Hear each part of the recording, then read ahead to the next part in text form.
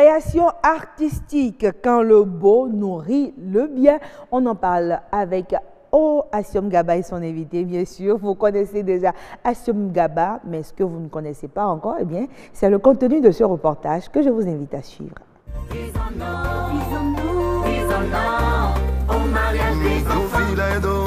L'objectif de cette chanson est de sensibiliser sur un problème d'ordre social. Comme ces musiciens, plusieurs artistes décident de mettre leur art au service du social. Du coup, ça devient facile de cibler son public. Le discours politique ou le discours économique ou le discours scientifique, ce n'est pas tout le peuple qui comprend. Nous sommes dans un pays dont nous sommes à plus de 75% de taux d'analphabétisme. Ça veut dire quoi? Allons faire le théâtre dans leur langue, allons les voir avec un autre format de communication. Ça permet de comprendre et ça permet aussi de les amener à changer de comportement vis-à-vis de ces fléaux qui les touchent de façon directe. On arrive par l'art pour moi à dépasser certaines barrières. C'est un langage tellement universel qu'il arrive à toucher quelque chose de l'humain qui est très universel. Des émotions, des sensations, des formes aussi de spiritualité. En fait, le chef-quartier a fait disposer tout autour de son domicile des sièges. Résoudre un problème d'ordre social par son art n'est pas toujours aisé. L'artiste doit d'abord se mettre dans la peau de l'autre afin de mieux impacter. On prend l'exemple palpable de, ok, on joue l'enfant qui est vaudouci mais qui n'a pas accès à l'école. On va dire, ok, allons directement questionner les vaudoucis. Pourquoi, comment se passe leur réalité de vie avec les enfants? On prend cela maintenant avec l'ensemble de l'entité des artistes, c'est-à-dire les scénographes, les musiciens, les chanteurs, les danseurs, les comédiens. On met tout ça en bouche, on met tout ça en scène et ça devient une matière adéquate à présenter pour sensibiliser le peuple. À une période, je travaillais avec des femmes qui avaient subi des violences. Elles étaient toutes minuscules. On les voyait et on avait l'impression qu'elles n'étaient pas là. Par le contact avec son propre corps que moi j'ai cherché à travers la danse, j'ai travaillé avec elles 6 mois comme ça et à la fin j'ai vu des personnes, j'ai vu leur personnalité, leur corps de femmes qui réexistaient. Faire du social à travers son art est louable, mais les acteurs se plaignent du manque de soutien et d'accompagnement. C'est le contexte social qui te donne les outils et les pistes pour travailler à travers l'art. Il faudrait que le social et les arts puissent être encore plus ensemble, que les politiques développent un cadre idéal et adéquat, c'est-à-dire créer des salles de spectacle, pas seulement fermées, mais aussi ouvertes, pour permettre au public d'avoir accès de façon directe. Il urge que l'éducation culturelle au plan social soit renforcée. Combiner la volonté politique à l'art pour le social pourrait donc se révéler bénéfique à plus d'un titre. Voilà, combiner donc l'art avec le social pourrait se révéler bénéfique. Jennifer Sachevi, merci pour cette belle chute qu'on apprécie sur ce plateau, n'est-ce pas, Assiom Gaba? Bien sûr, à vous, Agnès Bello, je dis bonsoir. Bonsoir également aux téléspectateurs. C'est un sujet qui nous a beaucoup inspiré, compte tenu du fait que, bon, beaucoup disent que la culture, c'est juste aller s'amuser, aller se distraire et tout le reste, mais on ne voit vraiment pas l'autre aspect. L'autre aspect qui consiste à mettre la culture au service vraiment du social, au service du bien-être de la communauté. Et je pense que nous avons un exemple de ces artistes-là qui mettent leur art au service du social sur ce plateau. Il s'agit de Charlie Djikou, qui est le seul sculpteur de la pierre au Bénin. C'est ça. Bonsoir Charlie. Oui, bonsoir monsieur.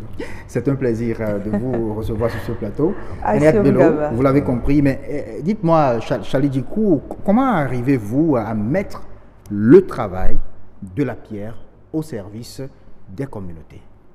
Merci. Ce travail de sculpture de pierre d'abord, je l'ai ramassé sur le tard, c'est la curiosité, puisque je faisais l'argile, le bois, le béton, le bronze, tout ça. Et j'ai jamais fait un atelier, j'ai jamais fait une école, donc c'est un don. Donc, vous êtes un autodidacte, voilà, comme on le dit. Voilà. Donc, étant dans ma rue, j'étais un enfant de rue aussi, hein. Donc, j'ai eu cette connaissance et je me suis dit, bon, pourquoi ne pas partager?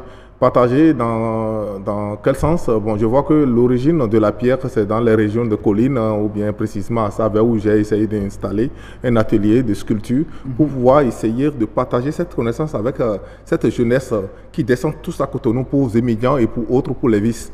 Donc, je me suis dit, pourquoi ne pas créer ce nouveau job à Saverne et dans les environs de collines et puis dans le Haut-Nord, essayer de partager ma connaissance là pour qu'ils en utilisent, parce que chaque fois quand je dis que je suis le seul sculpteur, c'est pas que je suis graveur de pierre, je suis sculpteur de pierre, je taille la pierre en 3D.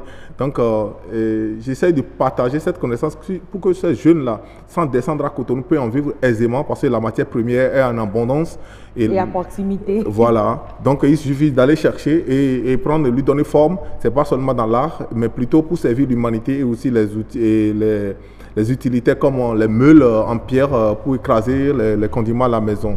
Ça veut dire, si un jeune peut arriver à tailler une meule en une semaine, ça veut dire qu'il peut en faire 4. S'il en fait juste à 4, ça veut dire, et s'il peut vendre à 20 000 francs l'unité, il a au moins 80 000 ou bien 100 000 dans le mois. Donc il se fait un bon salaire sans descendre à Cotonou, polluer Cotonou avec Zémilian et autres. Voilà. Alors, quelle est la partie je sais pas, sociale qui se trouve dans cet aspect, dans votre technique, dans votre manière de mettre l'art au service du social? Est-ce que ces jeunes viennent dans votre atelier gratuitement pour bénéficier de vos connaisses? Bien sûr, depuis Calavir, de mon atelier de Calavir, à travers le lycée technique sino-béninoise d'Akasato, que je suis en train d'installer un autre atelier pour partager cette connaissance juste à Saverne.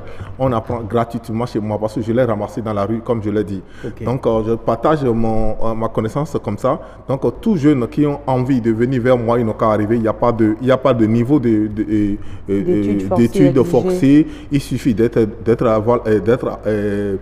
volontaire, d'avoir la clé et la volonté pour pouvoir ouvrir cette porte. Si je comprends bien, vos actions sont axées sur la jeunesse, bien sûr, et deux, ces jeunes qui n'ont vraiment pas les moyens. Voilà. Vous avez dit, vous avez trouvé votre art dans la rue, vous l'avez ramassé dans la rue pour utiliser vos propres terminologies, mais ces jeunes-là également, donc vous sortez ces enfants-là également de la rue pour qu'ils puissent être utiles et participer au développement de leur communauté, c'est cela? Bien sûr. Moi, je vois que si on va toujours attendre l'État, c'est faux. C'est nous l'État d'abord. Et surtout ce que le gouvernement actuel est en train de faire dans le pays, comme pour booster la jeunesse à aller au travail. Donc, il faudrait que chacun de nous aille accompagner ce programme et essayer de porter aussi le gouvernement ou bien l'État qui essaie de faire tout. Donc, nous devons apporter aussi à la jeunesse. Donc, ce que moi je vais faire dans la partie pratique, c'est de partager mon art, mais dans la partie théorique, c'est d'essayer, parce que dans mon quartier à Zopa, à Kasato, on parle toujours de cambriolage, puis on m'a volé chez moi, tout ça. Donc j'ai essayé d'instaurer les jeunes pour faire le développement personnel avec eux, partager mes expériences de jeunes enfants qui avaient connu la rue à 11 ans, qui en est sorti quand même un peu maintenant. Donc, j'essaie de voir qu'on peut partager quelque chose avec eux, puisque quand on dit qu'on cambriole les maisons, ça veut dire le verre toujours dans le fruit. S'ils ne sont pas occupés, si on ne les occupe pas, ils vont s'occuper. Ils vont s'occuper. Donc, vous les occuper avec vos connaissances, et cela gratuitement. Mais où trouvez-vous les moyens pour soutenir cette initiative? Bon, comme on dit toujours chez nous au Bénin ici, parce que la foi est devant tout chez nous au Bénin, Dieu fait que je trouve les marchés pour travailler. Je vends beaucoup de mon art parce que j'ai ma galerie personnelle dans mon espace culturel à Kasato. J'ai ma galerie que je fournis mes œuvres, que les Béninois et les expatriés viennent l'acheter souvent. Et ça me fait nourrir ma famille et puis aussi souvenir à cette demande-là. À cette demande-là. Donc, c'est avec vos propres fonds que vous arrivez à à mettre votre art au service, bien sûr, de cette communauté des jeunes. Alors, que pensent vraiment les parents de ces enfants, les autorités communales et autres, parce que vous avez dit que ce sont les jeunes qui sont à proximité de la matière première, c'est-à-dire dans la zone des collines, à Savès. Bien sûr, c'est que ma philosophie première, c'était quoi? Je me dis toujours quelque chose. Oui. Je veux toujours être. Je me bats toujours pour être. Et pour être, il faut que l'autre soit. Mais moi, ma question, vous ne l'avez pas posée. Est-ce que ce n'est pas compliqué de travailler la pierre? Oui. Voilà. On ne va pas recevoir quand même le seul sculpteur de la pierre. Et ne pas lui poser cette question, dites-nous. Merci beaucoup, madame. Si vous êtes ici, d'abord, c'est la passion qui vous a amené là. Oui. Et je voyais depuis que j'étais là, comment vous êtes guère sur ce plateau. Moi, je vois que sans la passion, rien ne peut être possible. Donc, avec la passion, je trouve la pierre comme une mousse. Et la persévérance aussi, hein? Oui, non, bien, la passion fait tout déjà. Donc, avec cette passion qui m'anime souvent de travailler et me laisser aussi dans le temps, parce que travailler la pierre, c'est de vivre très longtemps, et vivre très longtemps surtout après sa peau, parce qu'il y a les aînés comme Michelangelo qui ont travaillé depuis les années 1200 et qu'on en parle encore juste à ce jour. Donc, cette passion ou bien cette volonté de vivre très longtemps m'anime et je trouve que la pierre n'est qu'une mousse que je pique. Assiom Gaba, j'aime bien sa chute. Je crois que c'est une belle conclusion pour notre entretien sur ce plateau. Merci beaucoup à vous, Ania Dibolo, de nous avoir reçus. Merci, Charlie Djikou. Je vous remercie. Oui, à très bientôt.